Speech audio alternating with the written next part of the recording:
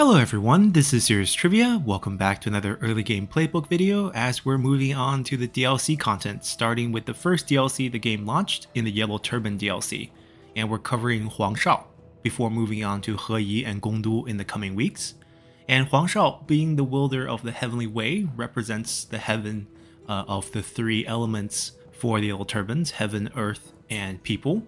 And because we represent the heaven, we also represent the Scholar class, which is actually a very powerful class for the Yellow Turbines, and Huang Shao himself is a scholar. And as a faction, we focus on research and wisdom. Makes sense for a scholar. Starting situation is very hard because we are right in the thick of things with Yuan Shao to our direct north, Kong Rong to our east, we have Liu Chong and Cao Cao to our west, Tao Qian and Liu Bei to our south. It's going to be very hectic early on. So, a very good starter guide for the legendary start for Huang Shao is going to use a little bit of exploit. Now you don't have to use exploits to play as the faction because the faction is very promising because you are given stock for the whole faction. So all your units will be invisible, all your generals will be invisible until you want them to show in front of the enemy. And that by itself changes the gameplay entirely. So there's potential for you to just play normally and sneak up on enemies, take cities by taking gates without them even knowing you're there, and you can pull up close to the enemy range unit and wipe them out with a close charge by your infantry. Those are all very doable playing as Huang Shao. But we're going to be showcasing a very aggressive start, showcasing some of the exploits you can use with stock, and also take full advantage of your starting position by executing some of these legendary generals, since you cannot recruit them as Yellow Turbines, to pick up their amazing weapons and items in the early game. While we're on the character screen, you can see that Huang Shao is a scholar and have very nice traits. Honest for corruption reduction, brilliant for combat in terms of extra ammo for your units and less ammo for enemy units, and then tranquil for extra armor for your own retinue and replenishment for your own army. These traits are just amazing. I can't think of a better combination for faction leader who has to fight himself because, you know, as a scholar, as a Yellow Turbine, all the characters need to be on the field. Now, there are going to be recruitment restrictions based on the class. There's 3 classes for the Yellow Turbines: Scholar, Veterans, and what's the third one? It's escaping me at the moment. Healers, right. And there are guides on the channel covering what unit can be recruited with which. So if you're new to Yellow Turbines, definitely go check that out because that's actually going to be pretty important for our strategy here.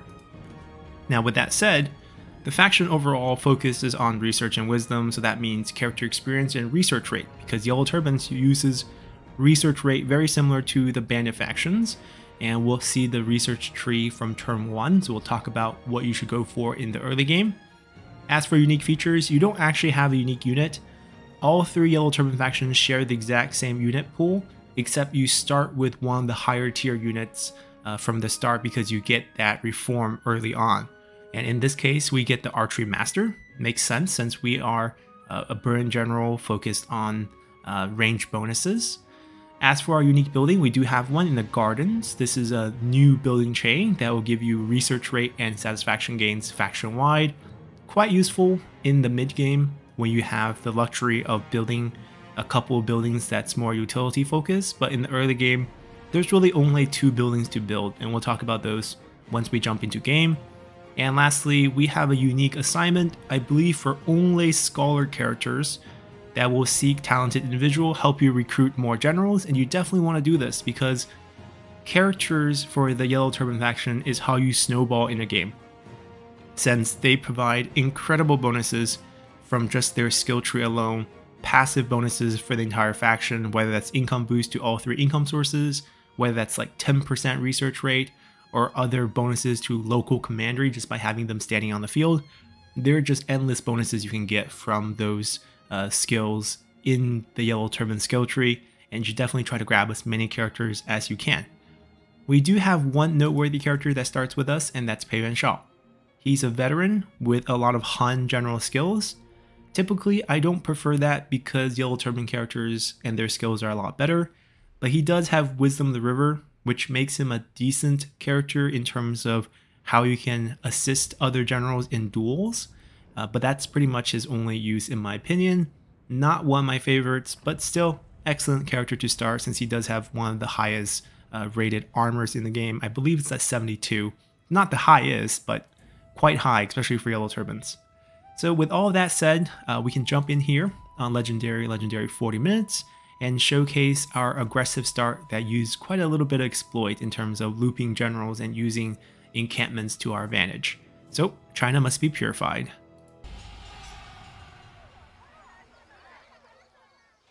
主公，都城已被董卓老贼付之一炬。此等弄权乱臣，妄图改天篡命。如今洪水肆虐，恶殍遍野，实乃天怒人怨之兆。天下各路诸侯合兵一处，抗击董贼。他们亦是我的敌人。 汉室之中以公谋私、贪腐堕落之徒，皆不能留。汉家东南领土或有可乘之机，主公何不从此处入手？百姓苦不堪言，定要有人拯救黎民苍生。苍天已死，黄天当立。主公必当一统四海，率百姓。 共赴黄天。 Alrighty, that's our flyby. Establish your power, Huang Shao. It is clear that the Han has lost the mandate of heaven. Civil war, corruption, and tyranny plague a once proud empire. We must seek to be the salve of the people's wolves and must be prepared to fight if we wish for peace. Start in the southeast, take valuable territory to use as a base. Then, when you are ready, march to reclaim the mandate and lead China back to peace. Claim Han Empire regions and annex other yellow turbans. Be wary of Huang Shao and Liu Bei. Our first mission is to defeat any enemy force. This one right here would do.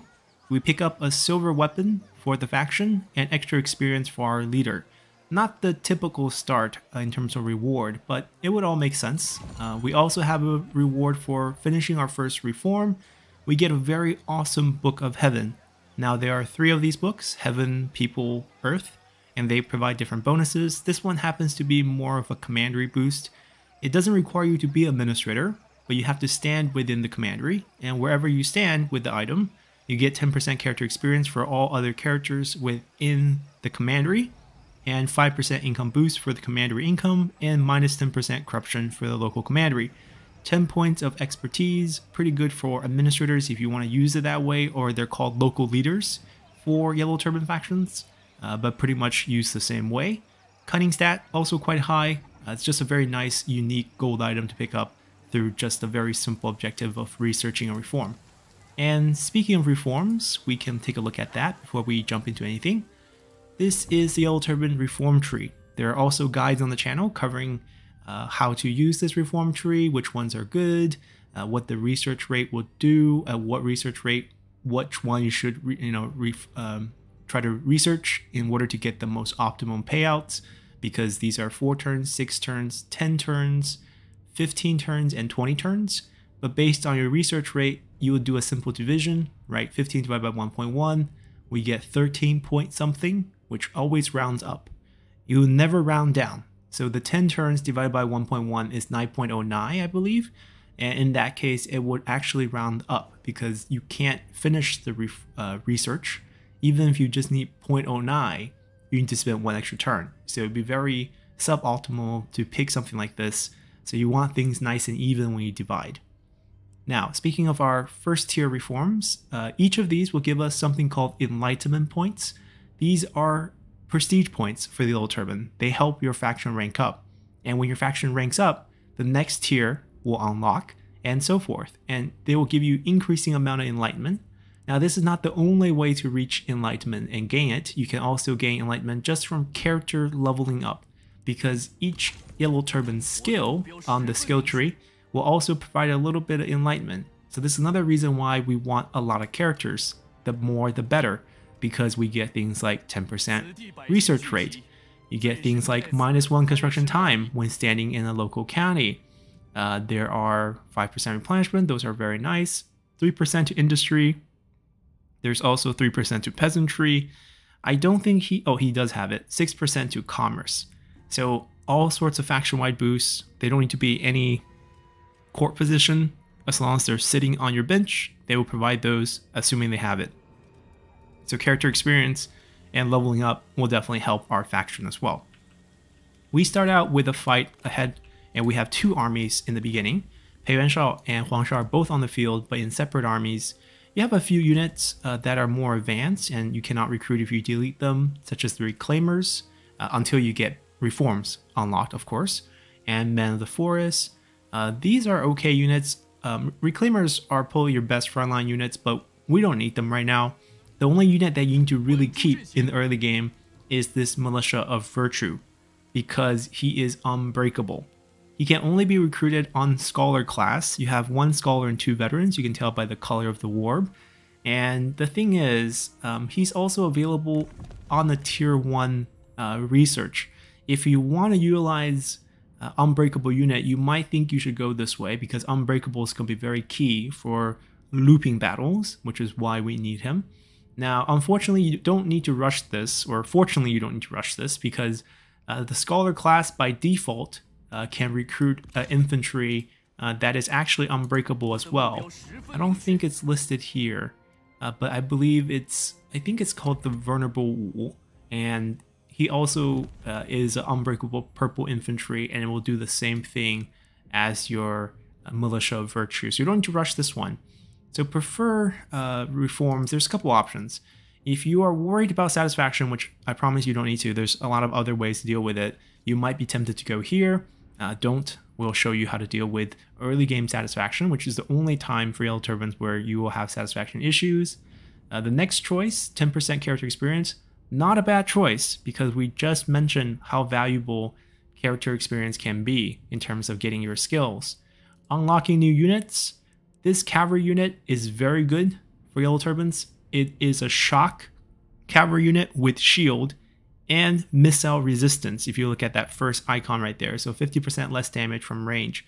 So it's essentially a melee cavalry quality anti-range with shock cavalry quality charge and damage. So very, very nice unit. If you're thinking about how to utilize Yellow Turban cavalry for your faction in terms of Huang Shao, remember they all have stock by default.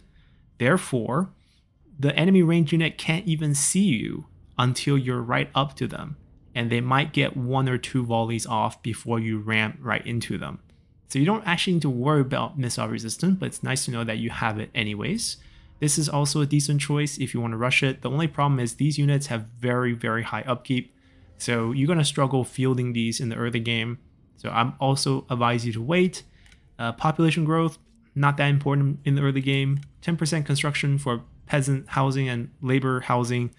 They're good buildings, but you don't really need to go for this. 2 more units. These are the Reclaimers that we saw earlier. Very good frontline unit. And Horseback Huntsman, which is a very cheap horseback archer unit. These units have only 110 upkeep. That is incredibly cheap, but they almost have no charge bonus. So essentially these are 30 unit archers on the large unit size. If you're playing on extreme, you have 60, but they're quarter size retinues. So even if they have decent amount of range damage, they beat archers. But you know, the 44 ammo, you need to divide that by 4 in terms of their damage output. So their damage is going to be a bit lacking. And they can't really harass enemies with the charge afterward, because their charge is just so terrible, and they have almost no physical damage. Think of them as literally an archer on a horseback with slightly better bow. That's essentially what they are. But they can be good harassment units, like 1 or 2, just to draw the enemy formation. They will chase you with 1 or 2 units. That's essentially where you're going to get your value with these guys. Then moving forward, 10% campaign movement range, always a really great thing to have. And lastly, my favorite thing to go first is 10% extra income post-battle, whether that's open field battle or settlement battle. I like this just because it adds up over time to quite a bit of money. You'll be busy fighting quite a bit in the early game as well. So get this researched, 4 turns. This will be done, and then you can move on to, say, character experience if you like to stack that early on, or if you like campaign movement range, these are all good choices. I don't think you'll be needing any of the units early on. Unless, if you want to play a more standard campaign where you're not exploiting at all, you might be interested in getting a solid front line from maybe Reclaimers. But I would highly recommend you try out the Peasant Strategy. The Peasant unit for Yellow Turbans have very low morale, but they are expendable. So what happens is, even though once one of those units take heavy damage, they will easily rout. Them routing will not have any ripple effect on the rest of the unit because they have the expendable trait. Means the other unit sees that they're routing and expect that, so you don't actually have chain routing with those units. Therefore, you can use peasants in mass since they have extremely high damage. So the Peasant Spearman has like 34 armor piercing damage. A very slow attack rate though, but you pretty much want to mass those units and just use high replenishment, because we'll talk about buildings very soon, to kind of overpower enemies with sheer mass. And that's entirely doable. We've done that in Zhang Jiao's campaign. You can do that with any faction, especially us, because our peasants are not afraid of enemy range, even though they don't carry shield, because they're invisible until they're almost right in your face. And that's going to be a big key for our campaigns. Speaking of using replenishment, the only two buildings that you really need in the early game is the inn building and the forge building. The inn building will give you faction-wide satisfaction, local public order, and commerce income. Those will help you make money, raise your taxes if you want, and battle early game satisfaction hits because you have the legendary penalty of -10. Yellow Turban Generals have one really good thing going for them, is that once you gain enough enlightenment and level up your faction, you will gain characters do not have desire for higher office. That is going to be on all the higher level up, which means until empowered, they've dropped down to -50%, but by then you have a few key posts ready, you'll be fine. You don't have any title access since you're not, Han general, so you can't give them anything. Therefore, the only way you can battle satisfactions by using items. In this case, we didn't get anything, like concubines and legalist, fanatic, and philosophers. Same idea, or simply gain satisfaction by building in buildings in every single commander you own. That's up to 5 points per commandery. And then with our, faction unique building, we get 10 more points if we want, and 25% more research rate. This one, I don't think you can just spam everywhere. Like if you're going to end up going tall in a few places, maybe include this.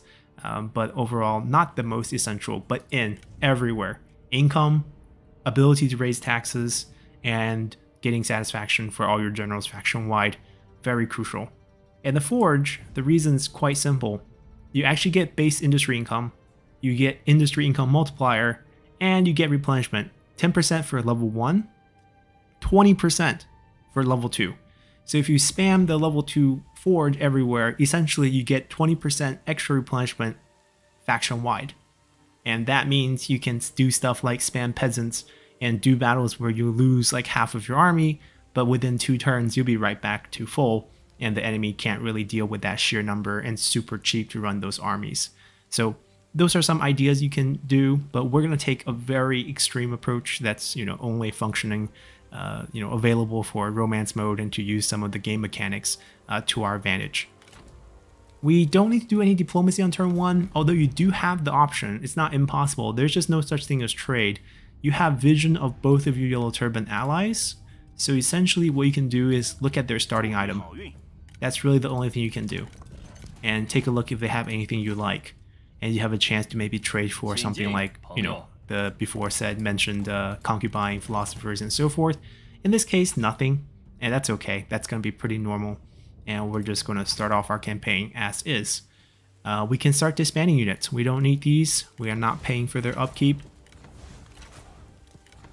And Huang Shao can really come into the army next turn.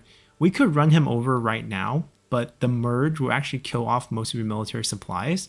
Not that that matters that much, and you don't really need him for the first battle, so I prefer to just recall him and summon him into the army next turn. That way you don't actually damage your military supplies. You should also get rid of some of your units here. Keep the Militia of Virtue, because that is your single unbreakable source for any battle coming up ahead. That way you don't have army loss and rout all your generals off the field, because this unit will always be there to kind of hold down the game for you. All right, first battle against Peasant. And you see here, he has almost nothing. There is one trick you could have done if you wanted to move farther, which I don't think you need to, but if you wanted to move farther on turn 1 into Corong's vision, it's possible by running Huang Shao's army to attack him and have this army reinforce. It would work just as well, but I want him to get the experience alone, so we're just going to have him do the fighting here. So let's go. Alrighty. Look at our units. Everyone is invisible. So the enemy actually do not know where we are. Just put him somewhere in the back. And we're going to ride out there and challenge him to a duel. We start out with the bronze weapon, so we'll win this without any issue. It's basically free experience for us. We need quite a few duels and battles and kills to gain our first level, because we start out at level 3, which is quite high. Let's do this on 3 times speed. He doesn't want a duel. Okay. That's actually super rare for the first battle. It's because we deleted the units first, and the reason why I deleted units is because I wanted to get a higher victory condition. He will actually come through and duel us, I'm pretty sure. Even if he doesn't duel us right now. Oh, there we go. There we go. Just hit the units a couple times, he'll change his mind. And it's going to be a quite simple duel. He does have that plus armor boost right here, or melee evasion boost. But, it only lasts him 20 seconds. You can use that probably like 2 or 3 times in the duel. You still overpower it just from your weapon. The weapon advantage is too huge. And we get decent amount of melee attack rate as well. It doesn't look good for a while, but you're going to come through. No worries. 2 swords, after all, is better than 1. And then, get back on your horse, run down the rest of the unit, get every single kill on yourself so you can max experience. Alright, so he gets a bit of evasion going forward. We have really good default evasion and default armor, so we'll be fine. Our unique ability is a passive boost for range damage. We're invisible at this range. Look at that. They just don't see us. And that's for your whole faction. And that advantage, cannot be underrated. It's just so powerful. Like, the only difficulty you might have with Huang Shao's faction is the start, because Liu Bei's army shows up. Okay, hold on. I want one of them to route at a time so I can chase them. Liu Bei's army shows up on turn 5, and you need to be ready for that. And that's really the only battle that is hard. If you beat him there, and we're going to give you a foolproof way of beating him, it's game over at that point. You have a very good chance of capturing all 3 brothers with this strategy that we're going to utilize, because you will score a heroic victory, and then you can execute them for their weapons and take their land. And once Liu Bei is dead, I would march on Cao Cao if I were you, and just wipe everyone else out, and you'll win, because that's the goal of the game. Let me chase them down for the experience. You're not going to level up after this battle, but you're going to need every little bit of experience so that you can level up pretty quickly, because the next level up you can get the recovery skill, which gives you constant healing. So you become this invisible anytime general that can just wait it out and heal to full. Alright, because we deleted the unit ahead of time, we get a heroic victory. That's kind of the formula to use an army about this size to beat any army that's going to be thrown at us. I don't need the replenishment. We pick up a better weapon. Oh, I went too fast there. There's a new mission to capture any settlements and maintain one of the captain retinue units, the Spear Captain. It costs about 2,600 to recruit. It functions like any other captain retinue, and it is terrible. I don't recommend going for this mission. You can just ignore it. You pay 2,600 plus about 500 upkeep to get 1,000 back and a little bit of experience. It's simply not worth it. Our other mission of capturing something, I'm definitely interested. So all we want to do is march into the town. We forfeit 1 turn of replenishment, but we're fine. We want to be sitting inside just in case Corong's army show up. Now, if we just walk behind, we're safe too, but you might not have the movement to reach all the way there. Here, we're just missing the forge because we already started out with the inn. Here, we're going to build the inn. We do have this farmland. You can definitely defend it if you are open to using encampments, or just be ready to lose it to Yuan Shao, which is also no big deal because it actually doesn't give you any money and actually costs you money to hold it. So you're not going to miss out on much.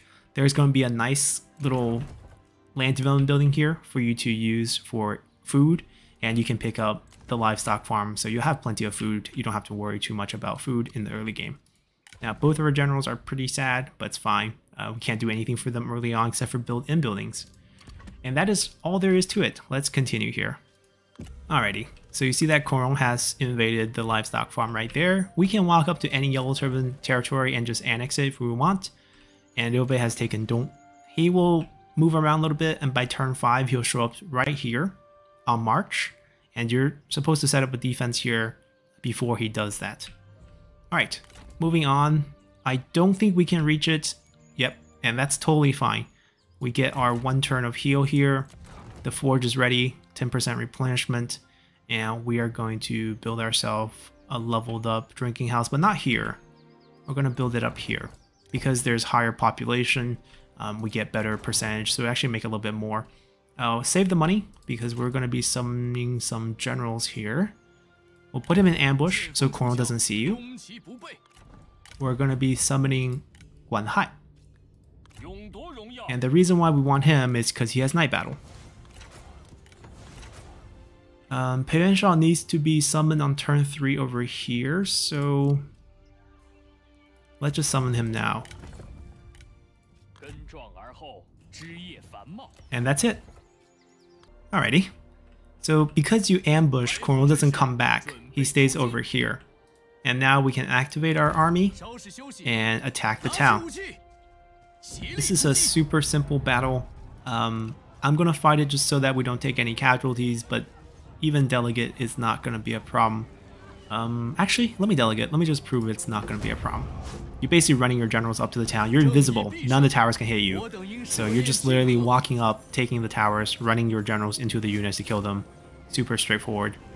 We'll be occupying here. We finally level up. Yeah, if you do fight it, you can get all the kills on 1 general as well, but because we did so much work in the earlier battle, we're fine. Upgrade a building, reach the next faction tier. Lots of experience coming your way from these early game missions, and finally a character to recruit. Now there's going to be a very nice character that will show up next turn in the recruitment pool, so be on the watch out for that. We're going to be sitting in this city to wipe out Coron's main forces, and then just send him on his way afterward.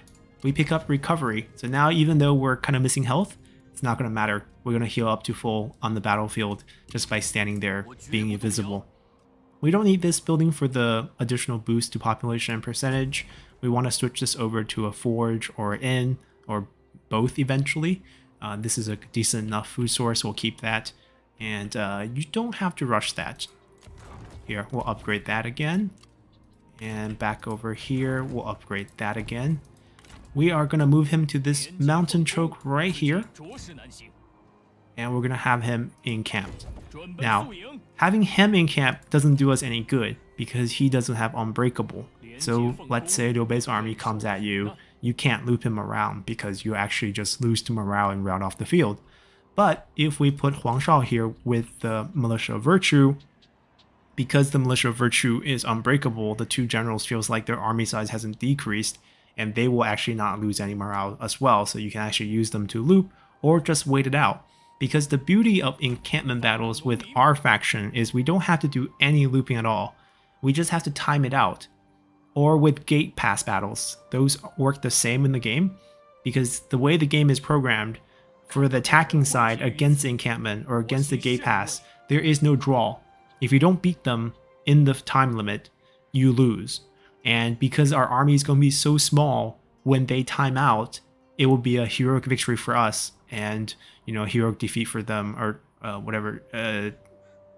What is the defeat opposite of heroic victory? It doesn't matter. It's going to be really bad for them.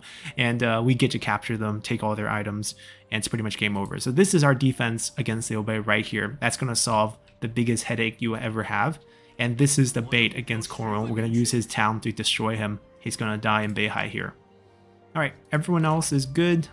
We can proceed here. And Coron army marches right back, his beginning army. Let's go in here and show how to kill him.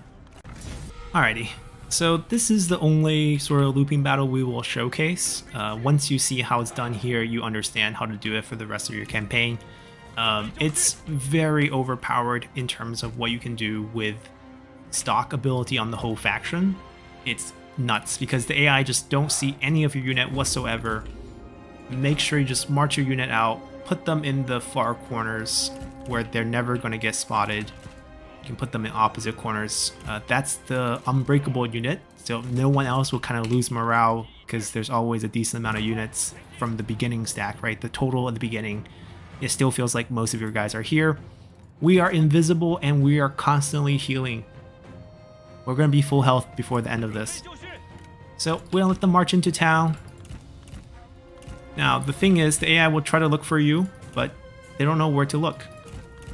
So they'll actually get shot as they look around. You gotta keep your eye open though. You don't want them to actually just hit you with dumb luck, or technically cheating because he's just beelining for us. Oh, they saw one. Wow, they saw this one too. Okay, in this case, we're gonna go show them something else. He's invisible again, by the way. It's fine. He lost sight of it. Okay, we're safe. He got a peek somehow. Beeline for him. If we're really greedy, I can set up some duels. Right now they're not willing, but you know, right before they all die, they are actually, I think usually Huang Shao being unbreakable will actually come back and let us fight him. We have the same speed, so we can walk together. You know, him standing here doesn't do us any good, but over here, those cavalry are just dropping. These guys are gone. And he's half health. They saw us with the, you know, fleeing units. It's okay. We'll go invisible like in 2 seconds. And we can do stuff like walk right back in. They can't see us. These civilians are ours. They're not going to tell them where we are.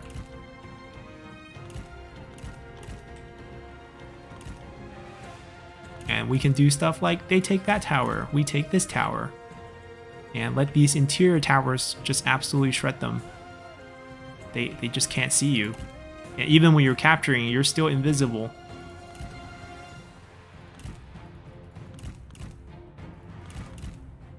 He might see you here, but it's okay.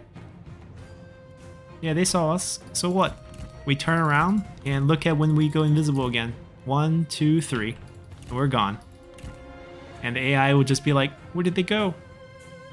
And we're just gonna go around and around and around. And every time they have to recapture something, they're gonna lose a bunch of units. And if they don't recapture it, they'll lose a ton of units. So we're gonna let the town kill them from the inside. And Huang Shao is already full health, by the way. And if we're ever get in trouble where, you know, we're losing health, just run away, become invisible, heal back up, come back for a fight. Rinse and repeat. Everyone that has the recovery skill on Huang Shao's faction is basically Zhou Tai. You don't even need an Oathhorn. So, the faction's nuts. Okay, in this case where none of them are within hitting range, we just have to get discovered so they shift. Hello, I'm here. Yep. Get them to move a little. They'll go to where they last spotted you. They're not that dumb. We just want them to move away from over there so we can go over there and capture. And when you're fighting an encampment battle, just ignore the encampment because you just need to time it out. Just go to the far corners with your generals and you just wait out the time and it's game over after that point. These are ours. These are ours. I don't really need to capture that one since they're not going to go outside anyways. But since we have the time, might as well. And if you're really feeling confident, just go rush them. And then run away. Turn the corner. He's sitting right where we want him. Right under that tower.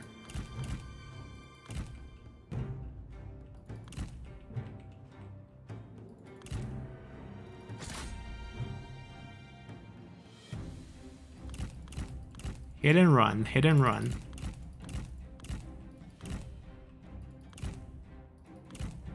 Does he want to duel now? You can beat anyone with your silver sword against these enemies. We're gonna take this right in front of them. Do you want to fight us? I don't think so. Because we also have a militia of virtue at all times, none of the range units will even fire at us. So it's pretty much a massacre here. And we'll just capture this again. Rinse and repeat until they all get worn out. Of course, this strategy would not work in a level 4 city, small city, or level 4 small city or level 5 city, because once you get walls, the interior point becomes a victory point, and then they capture that, it's game over. So it's actually quite nice in the early game that, oh, this is fine. Oh no, turn around. It's quite nice in the early game that most of the commanderies nearby are very low level. So you can actually use this strategy pretty easily. See, they're even afraid to fight you. Like, no one's really coming up to resist here. And plus, the fact that Huang Shao has recovery really makes this, you know, one-sided. Now, Wan Hai, however, do not have recovery. You can go away. I don't want you to die here. He has Disorient, though, so he's also super useful. If you get chased, you can paralyze the enemy in place for 10 seconds. And within that 10 seconds, you two are invisible again. So, there's no way the enemy can have any play against you. Just gonna run down those infantry real quick, let the tower shoot them a couple times. We'll retake this one again.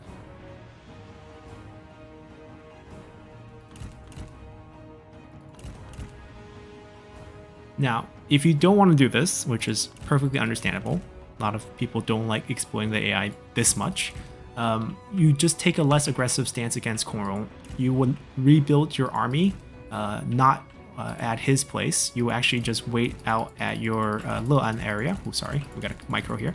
And what you would do is build your first army and then go fight. Wan Hai, poor guy, get out.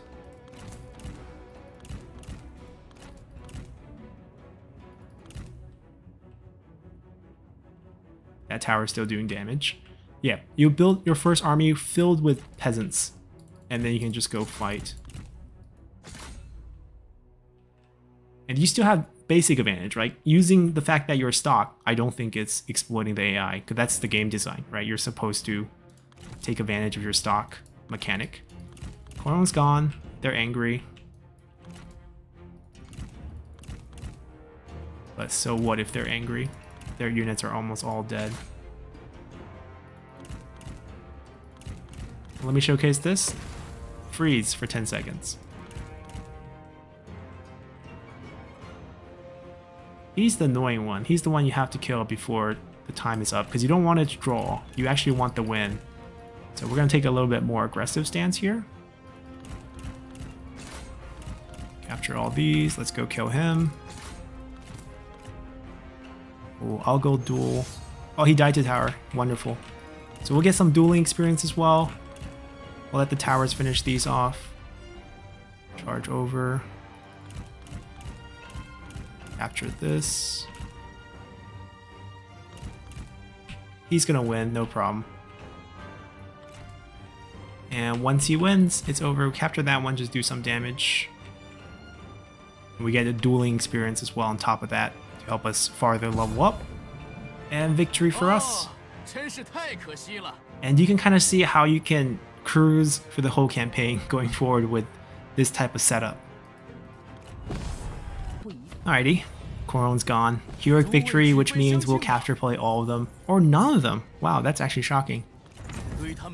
But their army setup is all wiped. Go wipe them out now. Give chase. So we got the upgrade. You always get Zuozhong over here, who is a burn officer. A visor, a healer though. We prefer scholars actually, but take him. Take everyone you can get. Hire everyone. And then over here, build ends. We can basically go take him out and also chase him down for that. It's up to you what you want to do. If you want his items, then you might want to wait till he bounces back. You can rinse and repeat the same strategy here. Or you can just chase and finish him off. But the main thing here, the main thing is that Huang Shao has to be recalled this turn. He needs to be here next turn. That's the main thing. So if you're doing any type of chasing, the only thing you gotta be mindful of is whether we can still be on our side of the field. So here, we have to night battle them. They're not giving us a chance, but we're gonna duel both of them with Huang Shao and then just, it's free experience. We'll fight this real quick. Alright, so because, you know, we are invisible and we have recovery, there's really no way we'll lose. Of course, getting dismounted might be a bit troublesome. That's why if you can get him an elephant, if you can get Huang Shao's faction an elephant, it's just too good. Alright, same thing. If they're not willing to duel in the beginning, run them down a little bit. As long as you don't run into a charge reflect unit where you can lose your horse, then you can see just whatever damage you took in that exchange, you heal right back up with the recovery icon. And you disappear after a while. And you come back and you charge again. And it's night battle for you, so minus 15 morale for them. He's trying to shoot you with a little bow. It's not good. Still don't want to duel. I want to get more experience, but I guess they don't want to duel. They don't want to duel. Alright, that's one unit gone.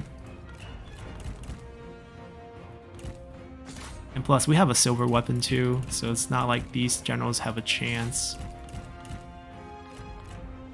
Alright, we'll fight.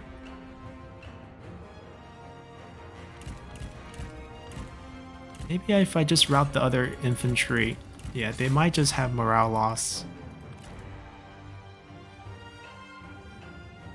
Watch our health. If ever dips, we can just get out if we want. Heal, come back, fight again. Ah, extra experience for dueling. Absolute confidence in beating a, you know, common weapon here. It's about 3,000 experience per duel if I remember correctly, so it's quite a bit.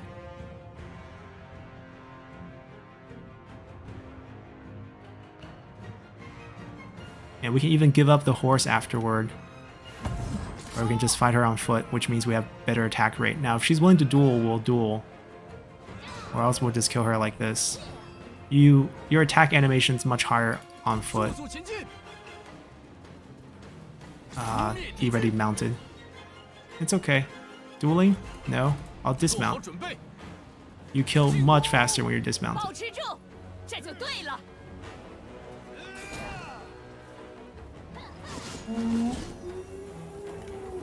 Alright. Will she outrun us? Yeah, she will. We're trying.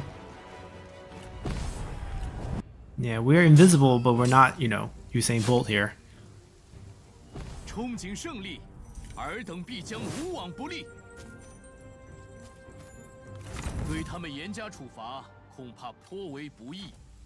And we will just take this. The unfortunate fact is we just have to fight it because we can't delegate. It'll be quick. I prefer not to night battle this one. Just that they don't even bounce back this way. And the faction can just be wiped. Alrighty, much of the same. Much of the same here.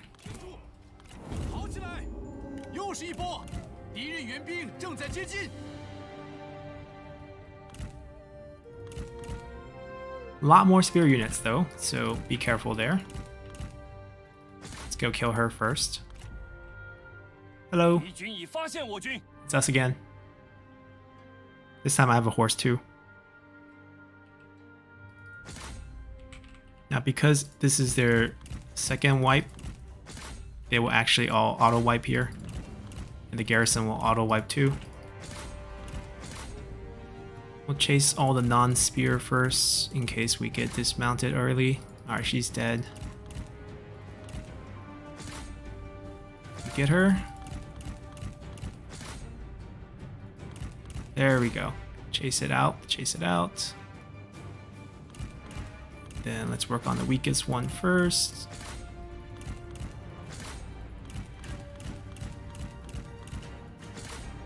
Just don't give them a chance to brace and we'll be fine.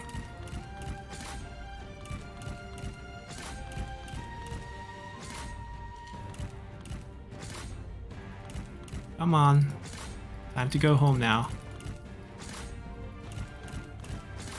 Yeah, Huang Shao is going to be one busy man in this early game.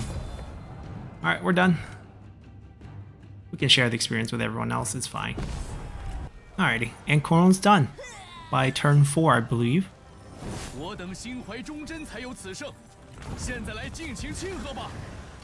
And one of the difficult aspects is over. We're going to recall Huang Shao right here. He can stay here if you want him to. You can recall him as well. There is no competition with the Han factions. You can take your time with them. Over here, he'll be summoned here next turn. So make sure you have a little bit of cash, but just from the passive per turn income, you'll be fine. If you want to level this up, you can. And if you want to use your burn officer in here just to throw him into the battle, you can as well. But I don't recommend it because you're just waiting it out for them. So it doesn't really matter. You have another general that's giving some sort of boost or debuff to the enemy. The smaller your army is, the better it is for you because you actually get a heroic victory, better chance of capturing. So we're just going to wait here for next turn. I don't think there's anything to build. Oh, there's the town to level up. We have plenty of food, so feel free to level these things up when you do get the chance. Surprisingly, Liu Bei's army's not here on this run. He almost always shows up for me on turn 5. Right here. In this case, it's also fine. Because he's not here, which means he's still around. Which is actually kind of interesting. I would just move up to a point where I have 50% movement, because that's when I can encamp. Actually, to play it safe, want a little bit more than 50. In case it rounds down for you. And we're going to set up the encampment. We're going to summon Huang Shao here. And we're going to put Huang Shao first because he's higher level, so better capture rate. You can check capture rate under personal. 14%. Plus, you know, heroic victory. Yeah, I don't know. Where's Liu Bei's army? He should have been here already. Keep upgrading your inn until level 3, which is the reform cap. That way you can pretty much get as much satisfaction as you can. I would actually even level this up and get the forge here so we get the 20% replenishment. And after that reform is over, I typically go for experience. And, you know, whenever the battle does happen, we get the 10% extra income. I'm okay with losing this. Sure, we're saying goodbye to about 5 food here. But with this building here, plus this, we'll have enough to sustain this 6 food here. So let's continue. Where is Liu Bei on this run? This is amazing. He's not showing up. It doesn't matter who you get. Now, especially if you get a scholar. Especially a scholar who's a brewer, because they start out with 10% research rate unlocked. Now, the thing about scholar is they're the only ones who can recruit either Militia of Virtue if you research it, or these Yellow Sky Heralds. Oh, that's what they're called. Yellow Sky Heralds are also unbreakable. So they function exactly the same way as you would use these Militia of Virtues. They're cheaper. So what you can do with, say, your new summon here is actually you want to proxy movement him to defend this side as well. So you will recruit both of them. You would recall the first one after getting rid of the retinue, of course. And you get the full movement on him. You would walk him out somewhere here. Set up an encampment. Delete these units because you don't need them. And then you will recruit one of them. And you end up with the encampment that Yuan Shao cannot beat. Because you have an unbreakable invisible unit that's going to hide in the corner. And then you're going to have a general that's going to time everyone out. So I think this is pretty much all we're going to show for the early game. Despite the fact Liu Bei's being camera shy. Because he has been here at turn 5 for all my campaigns. If he doesn't show up, just keep inching up towards him. Yeah, I don't know why he's camera shy. He's right there. Right? He's going to come attack you with that stack because the AI think he's going to win. He's going to end up, you know, we're going to get a heroic victory, execute all 3, pick up all their weapons, go wipe them out in the Iron Mine, in the follow-up battle with just the general against the garrison. A general who constantly heals against a garrison, and they're invisible against towers that are meaningless. And then you just pick up the rest of the land and rinse and repeat. And this campaign is very, very simple beyond that point. So not a very hard campaign with Huang Shao because of the mechanic with the stock just makes him impossible to beat, in my opinion, just too strong. So if you do enjoy Huang Shao in your campaigns, even if you don't play his faction, if you play as He Yi, if you play as Gong Du, once Huang Shao gets wiped from the AI, he will most likely join your pool, pick him up, put him in one of your core positions, General of the People, General of Land, General of Heaven, enjoy those bonuses, and smooth sailing from there. Your faction just changes form once you get Huang Shao in there. So hopefully you guys enjoyed this guide, and see you all next time. Bye!